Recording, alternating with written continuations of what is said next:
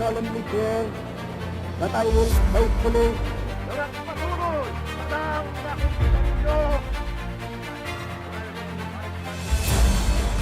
If a prosperous and free democracy can be built in the Philippines upon the ruins of war, the prestige of America, and the American way of life, la más hermosa lección de diplomacia. All this kindness, all this courtesy. They cannot succeed without the support of the people. We cannot succeed without the support of our people. But I was not fighting for lawyers, but for the people. Na kagalang-galang na bumubuo sa ika-10 Kongreso. In times of financial and economic stress, I, Rodrigo Roa Duterte, fulfill my duties as President of the Philippines. Good morning and good evening, depending on what time you're watching this program. Welcome to Politics and Beyond.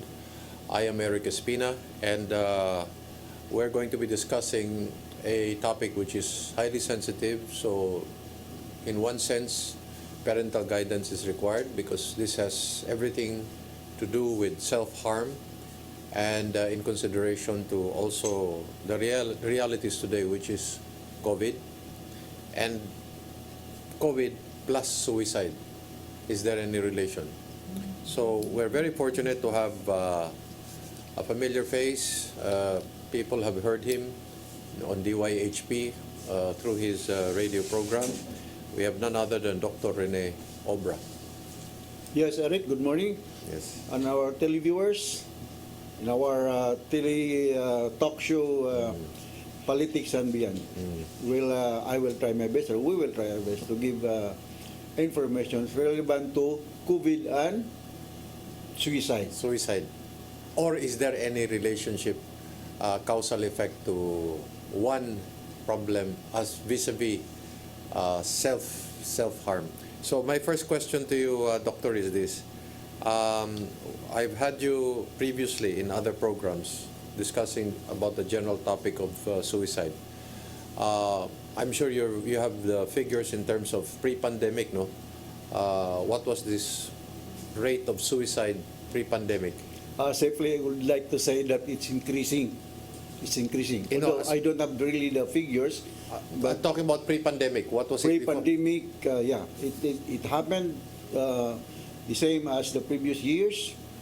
And then the pandemic area started way back in 2019. Yes, yes. Up to the present. Yes, yes. So it's increasing in number. Your take on it is that there is a likelihood that it must be increasing, but so far, is there some form of a clinical study that is being undertaken in order to really verify the statistics as to this? Unlike previously when I guested you, you could more or less tell us... Give us figures. Figures. What was the daily figures before, if you recall? Yeah, it was in every hour. Yes. No, in every 2.5 hours, one Filipino will die because of suicide. In America, in every 11 minutes, one American will die because of suicide. Okay. This is just a quick rewind. These are the people, Filipinos, who die per 2.5 hours. Yes. Okay. How many again? I'm sorry. 2.5 hours, yes. One Filipino will die because of suicide. Okay. Attempts. Do we have some kind of a study in terms of how many Filipinos attempt to commit suicide and yet are unsuccessful? Yeah. This is pre-pandemic, okay? Pre-pandemic, in every 10 attempts, one succeeded. One succeeded. So you're saying, would it be fair to say there were 10 attempts in every 2.5 hours? Yeah, and then one will succeed. Will that be safe to say that there are 10 attempts to commit suicide every 2.5 hours? Is that what we're saying? Yes. Okay. Now, that's pre-pandemic. That's during the normal times. How about when COVID came into our homes, came into our country, came into and touched the whole world? Are there any figures? Are there any studies? To be honest with you, Eric, I don't have the figures, but based on my experience, based on my clinical observation in the hospital setting and in other areas where I was, where currently I'm connected, Yes. there is an increased number of patients who came to us for help. It worsened, that's what you're saying? It worsened. Okay. It was aggravated by the pandemic, or was it aggravated because of the lockdowns, the lack of social meetings? To what could you attribute all of this? There could be many contributory factors why there is, I could safely say, increasing number of suicide attempts and completed suicides during the pandemic area. Plus the typhoon. Yes. Yes. Uh-huh. Because we are a social being. Okay. We are a social creation of God. So as a human being, we need to have social life. Okay. During quarantine, during the lockdown, of course, our activities of daily living is very much restricted. So it goes without saying that we feel sad, depressed about it, because we cannot, we don't have the freedom anymore to do what we used to do, what we enjoyed to do. So this add on to, shall I say, depression. Depression is for us like anxiety, normal occurrence in our lives. Okay. When can this depression and anxiety becomes a problem, a disorder? When our depression, Eric, and our anxiety can affect our activities of daily living. Meaning to say, we could no longer do our usual daily routine because we don't have the emotional gut to do it. Okay. I'll ask this of you, Doctor, no? We talked about 10 attempts at committing suicide, 1 succeeds every 2.5 hours. Do we have any clinical studies, talking domestic, of people who hurt themselves but are not yet in that point where they will concretize their act of committing suicide? Yeah, that's a very good question. We have patients who will try to self-mutilate. Self-mutilate or hurt themselves, yes. Hurt themselves. Yes. The term there, Eric, is para-suicide. Para-suicide. So we have patients who self-mutilate themselves, cut themselves, Okay. not for the purpose of killing themselves, Okay. but just to release their anger for whatever reason, part of their being a rebellious person, and just, I'll repeat for many times, try to make a psychodrama. It is a psychodrama. It's a psychodrama. It's a psychodrama wherein the other members of the family will have to decide whether she will continue to live or not. This is more common among the females. Okay. So they cut themselves, self-mutilate themselves, and then not enough to kill themselves, but just to attract the attention of the other members of the family that they will do something about it. They will bring him or her to the hospital. That simply means to say that she's still being loved by the other members of the family. So it's a question of love. It's a question of love. Attention. Attention and a feeling of being important. Okay. So you're talking about self-mutilation. Are there cases where they don't even self-mutilate because they will consider it is hurtful and they cannot take the sight of blood, so they will just hurt themselves? Are there people like that also? There are people like that also. Is that a lower level or the same level? How should we understand this? We cannot underestimate this, no? Because their purpose is just to self-mutilate. But how medically oriented they are? Okay. Their purpose is just to self-mutilate. But how about if they can cut a major blood vessel? How about if they just want to hurt themselves? Yeah, that's... Are there cases of this nature where an individual does not want to self-mutilate, does not want to use a razor, but will use a stick to hurt themselves, or anything of that sort that would create some kind of bruises? Yeah, there is what we term in psychology and psychiatry, Eric, as sadomasochism. Okay. There are people who are sadists and masochists. Yes, yes. So maybe this will answer your question, no? So there are, we encountered that in the clinic, in the hospital. Somebody who is a sadist and somebody who is a masochist both enjoy what they're doing. Yes. But in this case, someone who hurts himself or herself but stops at the point of not wanting to self-mutilate. is there such kind of a niche, or individuals who will do that? But in short, they're anxious, they're perhaps para-suicide, but they're at that point where they will not self-mutilate because maybe they cannot take blood, but they will maybe use a stick or whatever in order to hurt themselves. Yeah, I encountered that. Or to slap themselves. Okay. Slap themselves, Yes, yes. or to injure themselves. Is that a lower degree, or how For would you- me, that's a higher degree. Maybe I'd like to share this to you, my experience in the hospital setting. Okay. So we have, just an example, we have schizophrenic patients in the hospital, admitted patients. Okay. Why is it that that patient is hurting himself? Why? Because he is responding to command hallucination. Okay. Somebody is telling him to do it, hurt himself, or do things against his will. Okay. Okay? We call that command hallucination. As we all know, we have 5 senses. Okay. The hearing, the seeing, the touch, the gustatory, and the olfactory. The most common are the hearing and the seeing, or visual. No? So, I repeat, some of our admitted patients in the hospital, they are hurting themselves because they are responding to command hallucination. Okay. Now, is it possible? I'll still pursue that point because this is really very obvious. When you self-mutilate, it can be seen. But those who slap themselves will not leave usually some marks. Of course, unless they hide it, no? But what I'm saying, can it be possible out of anger, out of seeking attention or love, that someone will slap himself or is just venting out, but they would not be considered as para-suicidal? Yes, that's possible. That's also possible? That's possible. Okay. It's happening. No?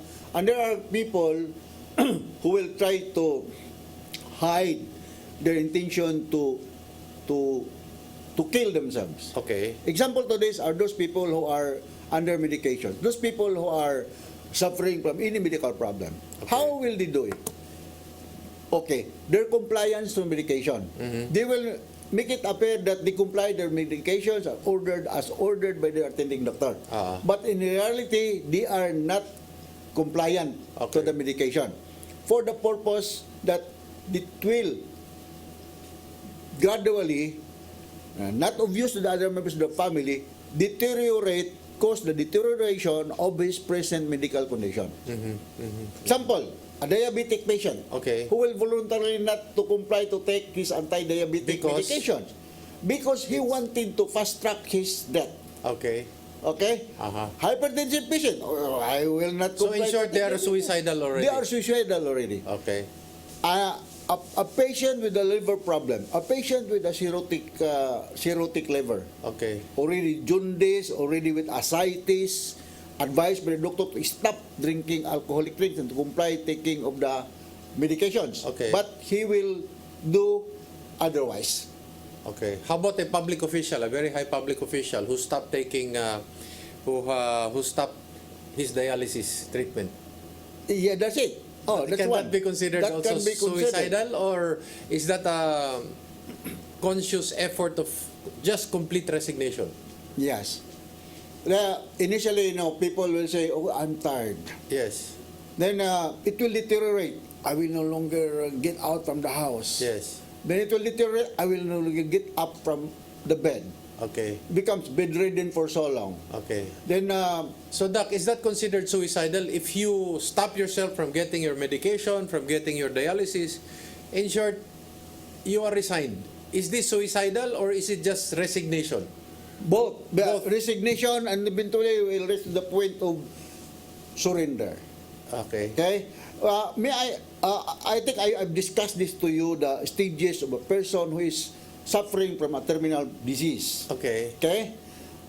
Initially, I think we discussed it, but maybe I just have to repeat you it. become angry the first time you find out. You deny it. You deny and then you become angry. Become angry. Yes. Then you have the bargaining. Yes. Then you have the depression. And then the And then you resignation. have the acceptance. Resignation. Resignation. Okay. So that's I repeat, the denial, the anger, the bargaining, the depression, and the acceptance. So along the way, a person who is suffering from a terminal disease will experienced these stages, but not in this chronological order. It could be just like in Lotto or in sweepstake, rumble. Can it be a roller coaster? Sometimes Roller you coaster. accept it and then you become angry again and then you go back again to... Yes. So it's a conglomeration of emotions. Yes. Okay. Doesn't always follow in this chronological order of denial, anger, bargaining, depression, and acceptance. Okay, okay. My next question is, we talked about pre-pandemic. These are the statistics. Your sense during COVID-19, the figures went up. Would that be safe to say? Yes. The number of suicide attempts and the successful ones. Yes. It went up. It went up. But so far, no studies yet. No clinical studies, local studies. Maybe that's a good. That would be a good study for a That would be a good study. doctoral And maybe, dissertation. yes, maybe you can remember that group of young volunteers, the Tawag Paglaom. Maybe we can invite them. Next time, yes, Next we're time, going to do that. we will invite them. And Part 2, we will do that as they are part the 2. authority to give us really the blue by blue figures of what is happening here in Central Visayas. We're going to do that. We're going to pause. Politics and Beyond is going to pause for a few reminders, and when we come back, we'll continue with our topic, COVID plus suicide, with Dr. Rene Obra.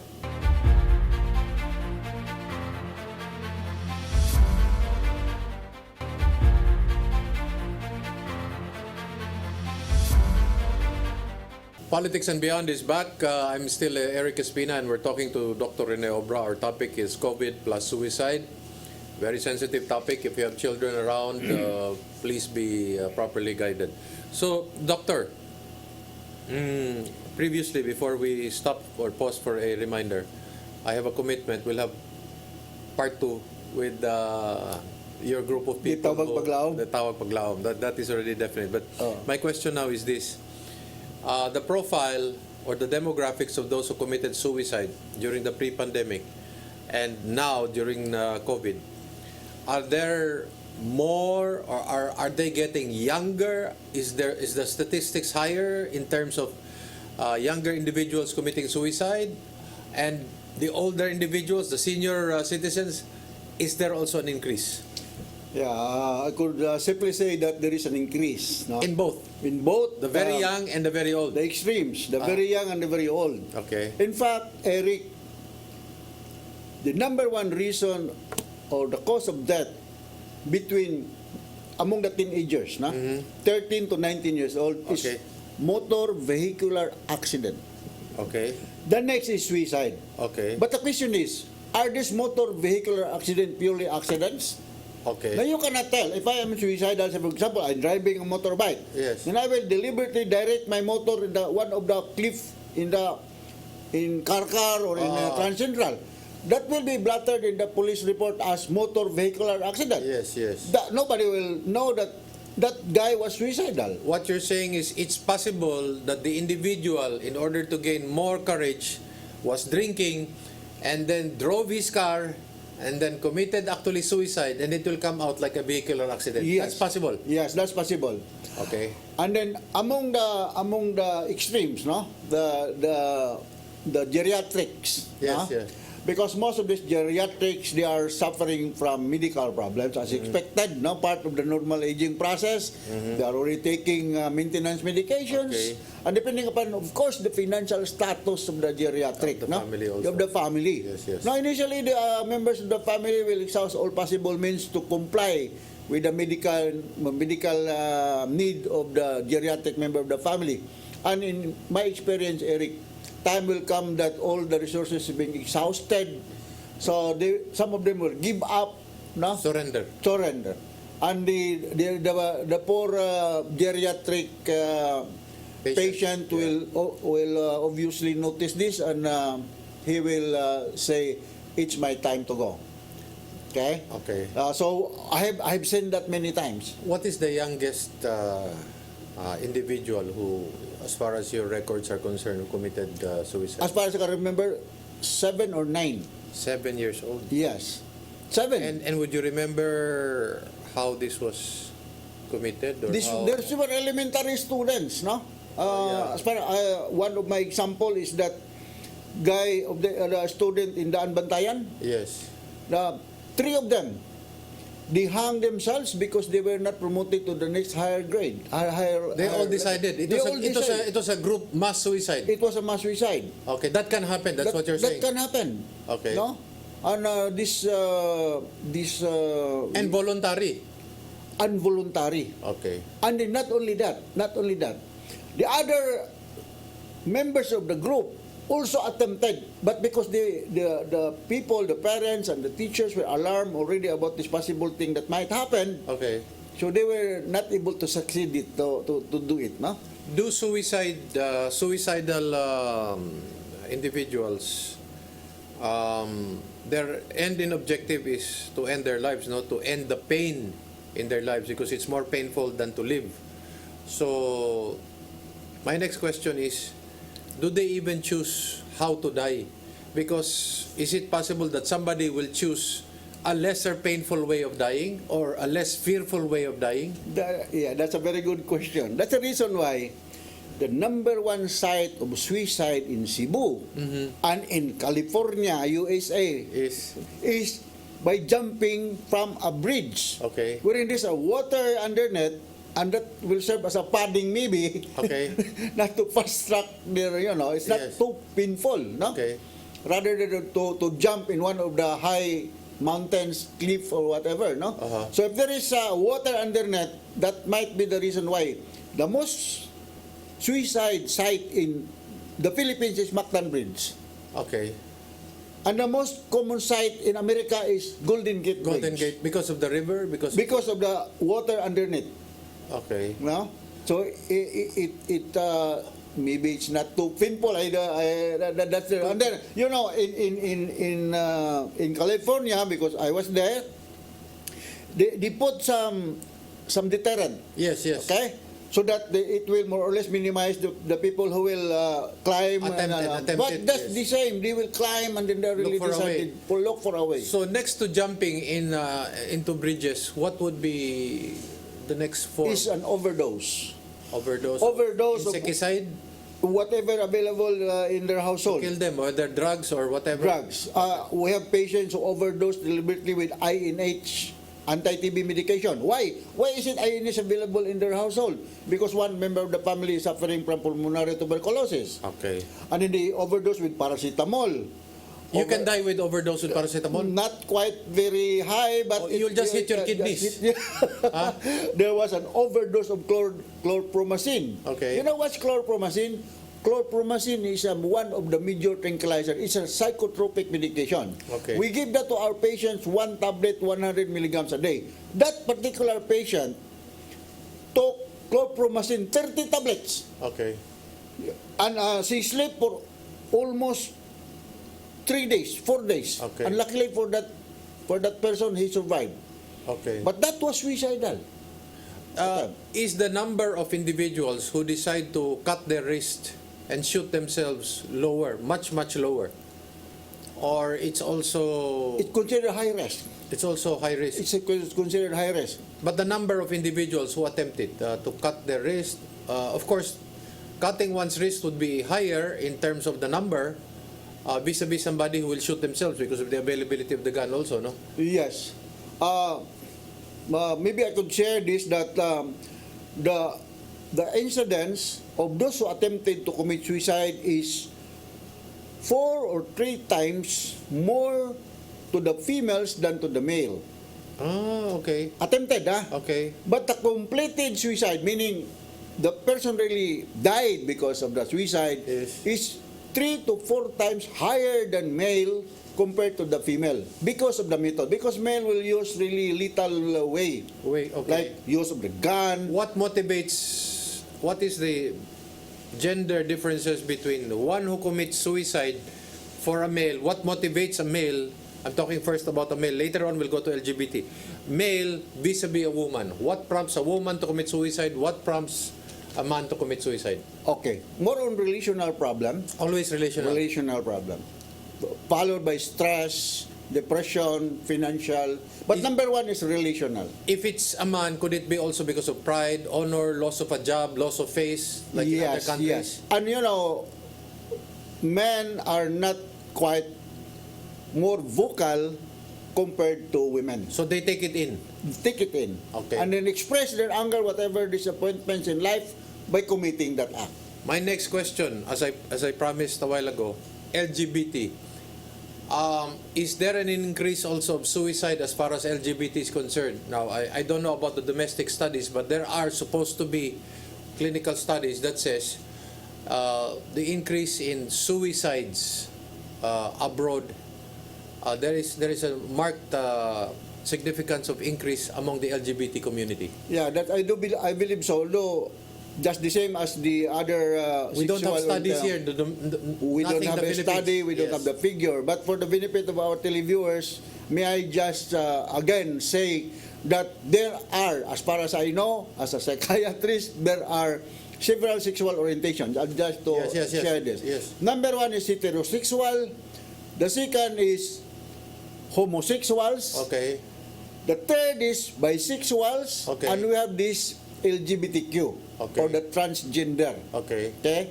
So anybody will fall under this category. Okay. And if there is an increase among the hetero, the homo, and the bisexual, I could safely say that there is also an increase of suicide incidents among the LGBTQ. But are their motivations the same, relational? Relational. Or according to some studies abroad, I hope some doctor in the Philippines will do this kind of clinical studies. But like abroad, they're now saying that they are committing suicide because they are still unhappy, despite the fact that they had an operation for whatever, and they have become unhappy. In fact, there have been surgeries where they want it to be undone. Is that? You think that's possible, doctor? I mean, your view on this? Yeah, that's possible. There are many things in life that can make you unhappy or not happy. No. Uh-huh. So number one is stress, disappointments, and I'd like to say that as much as possible, we will take things that is happening around us on the positive side of it. Is it possible? Are you aware of it, doctor, that there are some, for example, LGBT who committed suicide because they were unhappy with the operation, or they want to go back to becoming a male or female, and they thought that by having an operation, this would complete them as a human being? Are there people who commit suicide on this basis, not relational this time, but on the basis that they were unhappy about the operation, or they want to go back to their original gender? Yes, the operation of removing the testicles and the penis and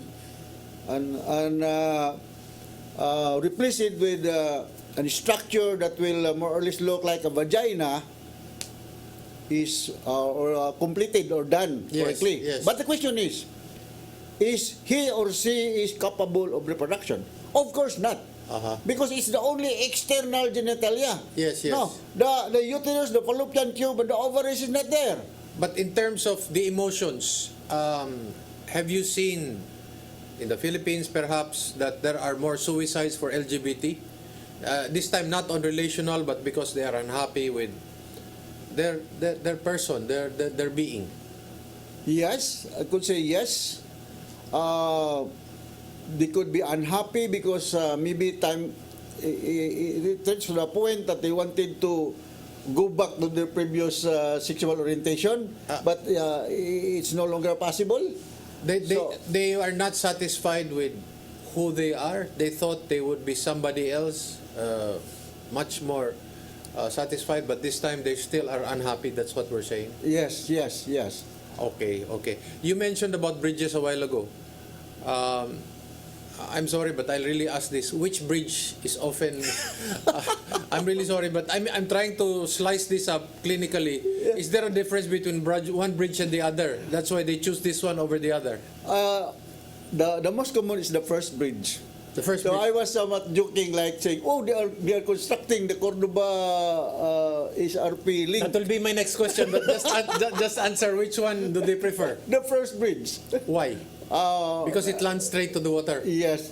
And the second bridge, I think, is for me, maybe for some reason, depending upon the side lights, the street lights. Yes.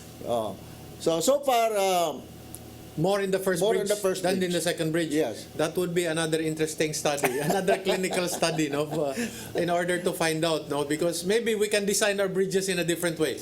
Now, third bridge. Have there been any reports of a suicide attempt or anybody jumping from the third bridge so far? Or people will not choose it because it is better than the other 1 and 2 in terms of design? Yeah, I haven't heard that somebody jumped off from the Cordoba Bridge link.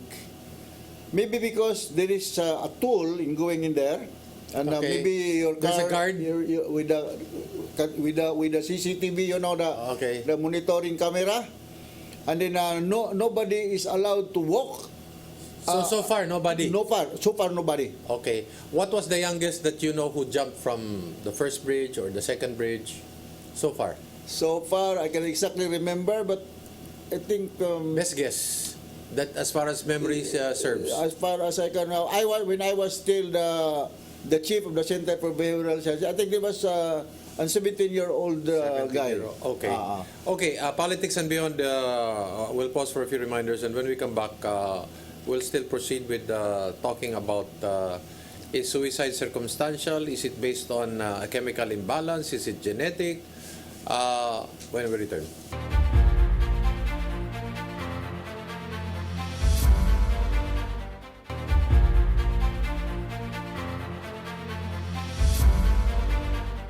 Okay, this is still Politics and Beyond. I'm Eric Espina. We're still talking to Dr. Rene Obra. He's got a great program at DYHP. Catch him there. My next question to you, Doc, is suicide highly circumstantial? Is it hormonal? Is it genetic? Is it all because of a chemical imbalance? Is it a multivariant causal? Yeah, multifactorial. The etiology or the reason is multifactorial. I would like simply say that biopsychosocial. Meaning to say it has something to do with the level of the neurotransmitter in our brain. This is how I explain this. No? We have this neurotransmitter in our brain, Eric, specifically the dopamine and serotonin. Okay. That when it shoots up or goes down, this will affect the way how we talk, the way how we act, the way how we behave. So, say for example, the serotonin. This is the reason why people who has lack of serotonin in their system, in their brain, are more prone to depression compared to the opposite. That's why one of our treatment for a depressed patient is to give a selective serotonin reuptake inhibitors. These are drugs available in our marketplace, in our drugstores, which can balance the neurotransmitters. Okay. For the dopamine, if it shoots up or goes down, if it shoots up, the patient will mimic signs and symptoms the same as that of a person who is suffering from psychosis. Okay. So what are the manifestations of a person suffering from psychosis? He's hallucinating, he's delusional, has disorganized speech, disorganized behavior, there's a deterioration of the functioning, including personal hygiene. Okay. And the duration is for several months, more than 6 months. Can it be genetic? It can be genetic. Why? Because, say, for example, schizophrenia or these bipolar patients, it runs in the family. But I'm not saying that if a family member who is diagnosed to have bipolar problem or depression or schizophrenia, you will turn out to be one. Okay. But the possibility is more higher compared to the general population. Okay. Example, for schizophrenia is 1% of the general population. But if you have a sibling who is schizophrenic, the possibility will goes up to 12 to 14%. Okay. If one of your parents is schizophrenic, for example, it goes up to as high as 20%. If Okay. both to 40%. But you will still have a chance to turn out to be normal. So it has something to do with the environment. It has something to do with the moral support system. Okay. That's why I always would say that if you have a problem, you have to share your problem to somebody whom you feel is comfortable. You are comfortable with. Did the lockdown increase the levels of anxiety, of depression for individuals who like to stay alone and at the end of the day will commit suicide? Did the lockdown, did COVID actually? Yes. Can we yes. say that there is a relational? There is a relational. I can give you an example. One of my car insurance agent, I will not mention his name. Yes, yes. He was put in a quarantine place because he turned out to be tested positive. And you were also tested positive before? I was also tested positive, but I was admitted in Chongma Hospital. Okay. But this insurance guy was admitted in. Actually, this insurance guy, a close friend of mine, died. Okay. Why? Because he lost hope, interest. Nobody can visit him. Okay. Maybe I can share to you my experience as a COVID patient. Yes, Maybe yes, I will yes, just yes. I will just make it very fast. Yes. So I was tested positive. I refused to be tested RT-PCR testing for some reason. You know, doctors, we are the most difficult patients to handle. So, turned out to be that two of my children are medical doctors, and so they said, "Papa, you submit yourself for RT-PCR testing." So I submitted myself for the testing and turned out to be positive. Then I requested one of my classmates in UP Lahog, in masteral course, Dr. Plida Hernandez. Yes. Classmate, will I survive in this? You will survive. I will just stay in my house. I will not submit myself for quarantine. Uh-huh. You know what? After 1 week, I was under medication at home. Yes. After 1 week, one morning, Yes. one DOH ambulance and one patrol car of police yes. was in front of our house because they would like to forcibly get me and bring me to the hospital. Yes.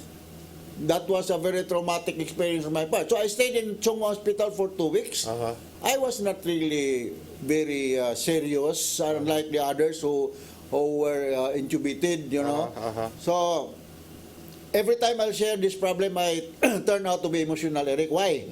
Because a doctor, maybe I'll just mention his name, Yes. the late Dr. Lino Villegas, Yes.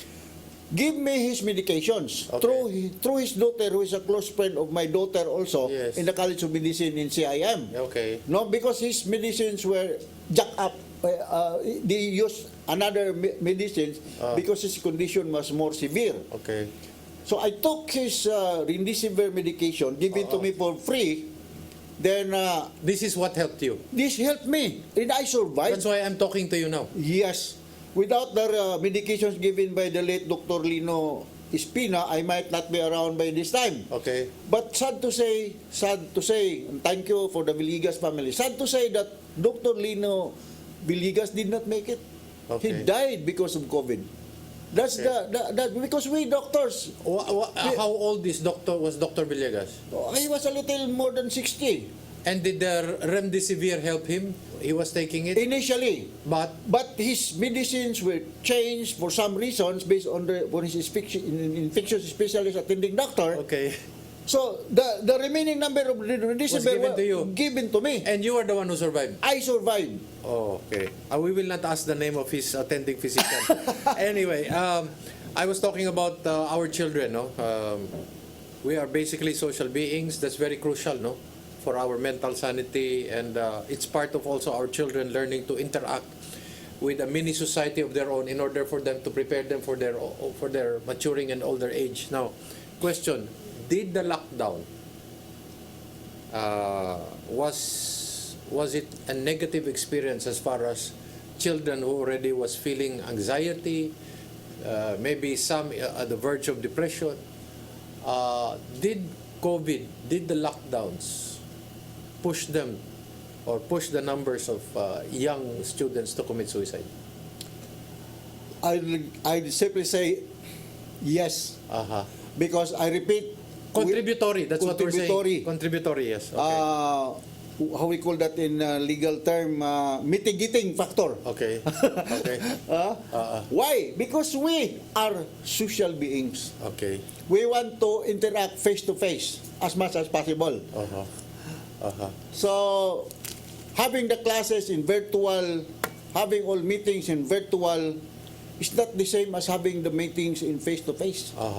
The learning is different. The learning is different. And then face to face, it is enriched because there are the social interactions that create for reciprocal, discussions, Yes. learnings, playtime. Yes. Yeah. Okay. My next question is, okay, that's as far as children is concerned. Are there senior citizens who decided that there's no meaning to life under lockdown and they just felt like they don't want to eat anymore and then they just slowly deteriorate and pass away? Yes. There were cases like that. There were senior citizens. By the way, being a senior citizen, the senior citizens are divided into the young old, the old, and the very old. Yeah, okay. So, and I'll say that the most productive time in our lives as a human being is the 60 years old and above. The most productive way. If you will notice, most of the presidents now of the different countries are 60 years old and above. Yes. Yes. But this begs the question now, Doc. Can age be a very cultural, does it have a cultural aspect in terms of, just to cite an example and concretize it, in other countries, the older actors are somewhat venerated. In our country, it seems to be that there has to be a new batch of younger individuals always, and these are the superstars, while the old ones no longer become superstars, no? In the same way, also when we have bands abroad, the older they get, the higher their fees are. The new ones start relatively low. In the Philippines, it becomes the other way around, no? So, can it be cultural?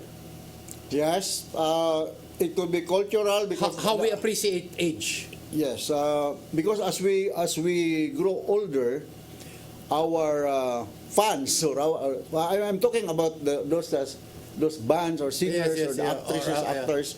They are already dwindling, decreasing in numbers. Yes. We notice that as we grow older, the lesser number of people to whom we can interact. Okay. Why? Because some of them already gone permanently. Okay. Some of them already went outside of our country. Okay. So you can notice that it's dwindling. So what will happen is that if you are a popular actor or singer, then it will turn out that you have less fans already.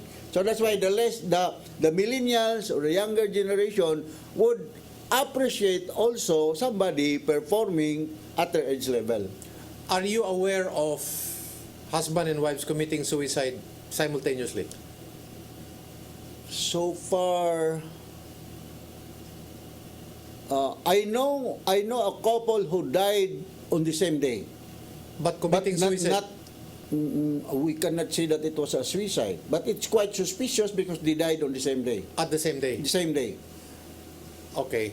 Now, here is now another of my questions which I would like to ask you. You're talking about couples, husbands and wives.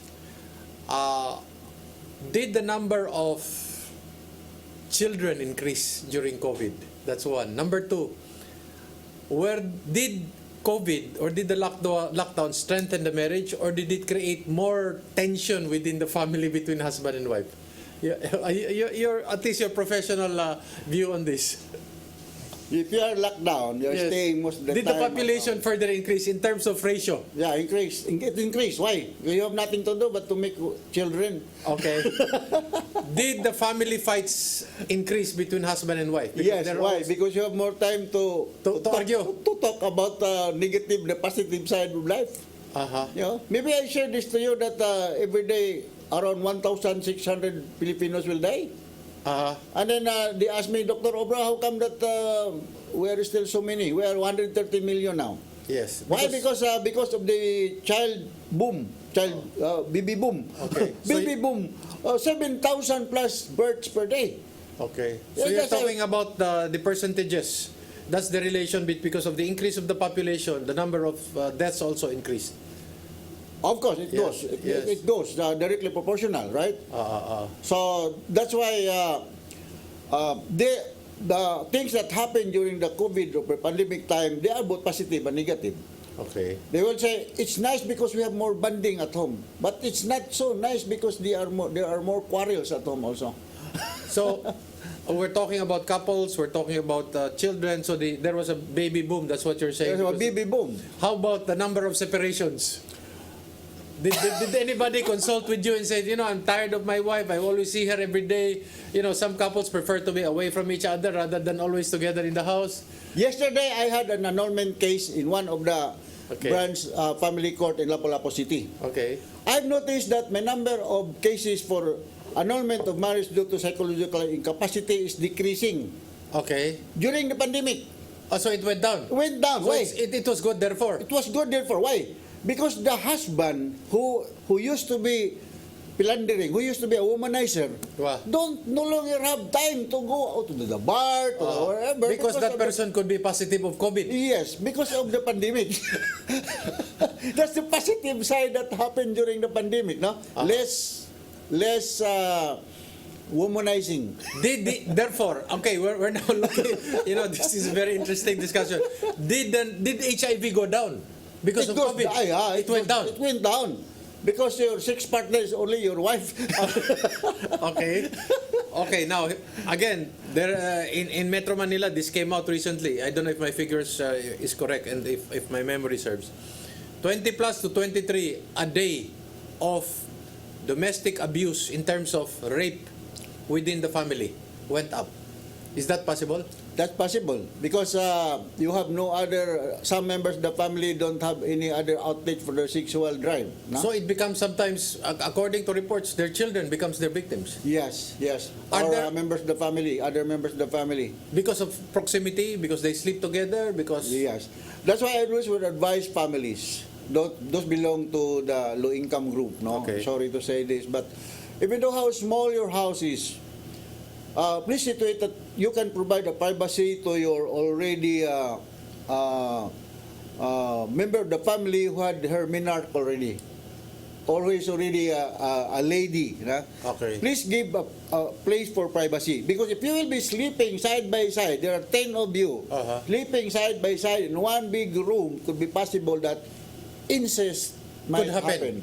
The term here is incest. Okay. A sexual relationship among members of the family related by blood. Not only by blood, but also by not only by consanguinity, but also by affinity. Okay.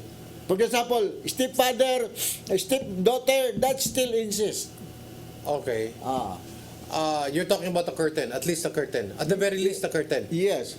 A pillow will not be enough. Because you're talking about... a pillow might not be enough. It has to be some kind of a barrier. A curtain or a wall or a barrier. Or a curtain. Yes. At least a curtain. Curtain could be okay, but if you have a plywood or something harder than the curtain, is much better. Yes, because it can also happen that it's the father with the daughter, no? Yeah. Are there certain fathers who think that because they are the fathers, they have the right to partake of their children? That's what do you call that kind of psychology? We call that they have a psychopathology. Most of them, some of them, if not most of them, are suffering from psychopathology, and we have a case that in our hospital, the father turned out to be schizophrenic. And raped all his children. Raped all his children, and he ended up in jail, of course. That's what happens when he is drunk or he is under drugs? Yes, and the mother is working abroad, sending money to them, and then when he is under the influence of alcohol or drugs, he might think that one of his daughter is his wife. His wife, because looks like his wife. Looks like his wife. Okay. Is it also possible stepmother and stepson, maybe pre-adolescent or adolescent, and maybe sees her stepmother walking around treating her like a child, but this pre-adolescent or this adolescent attempts while the stepmother is sleeping? Between stepmother and stepson, this is happening, but rare. Very rare. What is common is stepfather and stepdaughter. How about stepbrother and stepsister? Yes, this is happening. That can happen. That can happen. Because they think they have no relationship. No blood relationship. Okay. How about brothers and sisters? This is happening That's also. very rare. Very rare, Yeah. especially in our culture. Especially we are a conservative, Filipino culture. Okay. I'm asking all these questions, Doctor, because I have some friends from Manila, and the brother was abroad, and he came home. He was long away from the house. His sister all of a sudden is already grown up, and then they really have no brother-sister relationship, and the sister got pregnant. So the parents had to do away with the child. Yeah. Or the problem with this, other than the moral side of it and the religious side of it, is the medical side of it. Why? Because EBO incompatibility is quite common among those who have sex which belong to the same family. And if we are talking about animals, we call this inbreeding. Okay. Inbreeding. We were talking about COVID.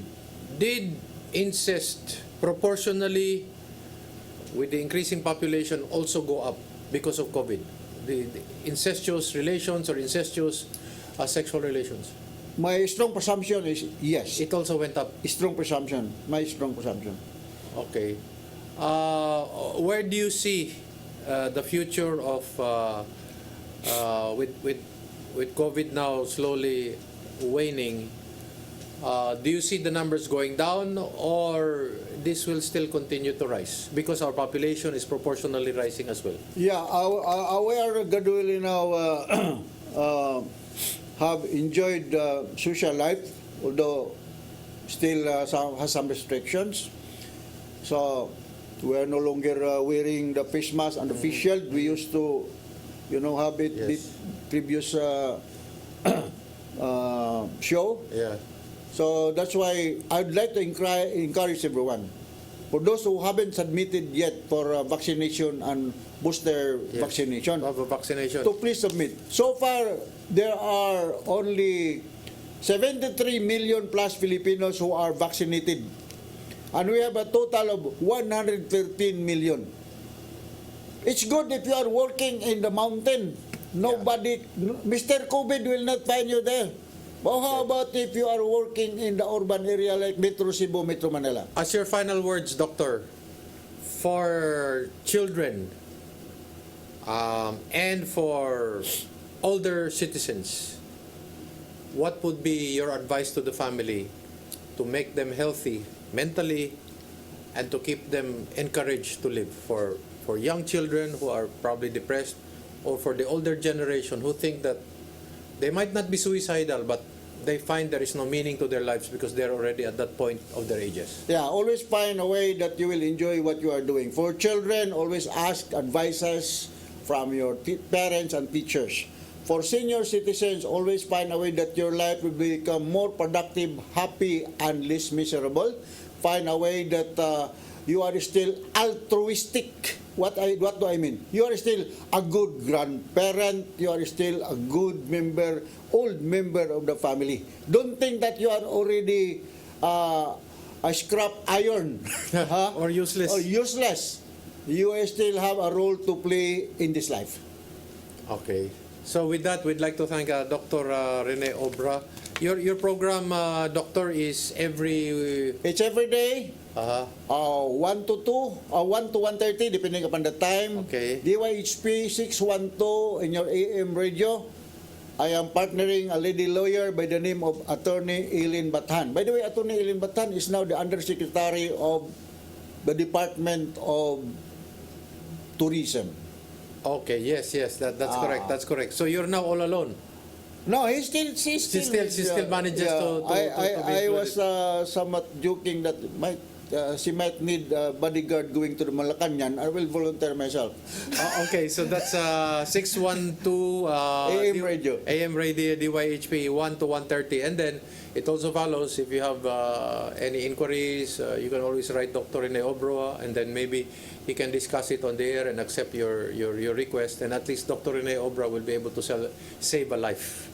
That's the important thing. So thank you very much, Doctor. Okay. Thank you very much. And this has been Eric Espina for Politics and Beyond. Daghang salamat og amping og ampo pirmi. Salamat.